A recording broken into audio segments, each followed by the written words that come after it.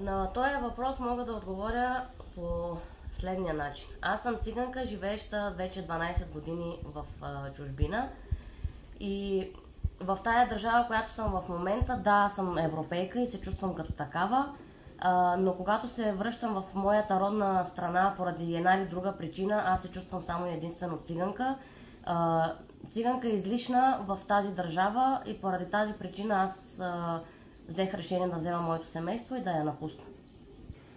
На нашите управници мога само едно да им кажа: да вземат да се стегнат и да спрат да грабят от нашата хазна и да започват да мислят за децата и за бъдещето на тази държава, защото бъдещето ни е в децата, а те започват да грабят дори от тях. И какво друго мога да им кажа? Да вземат пример от европейските държави и да станат най-накрая и те част от Европа.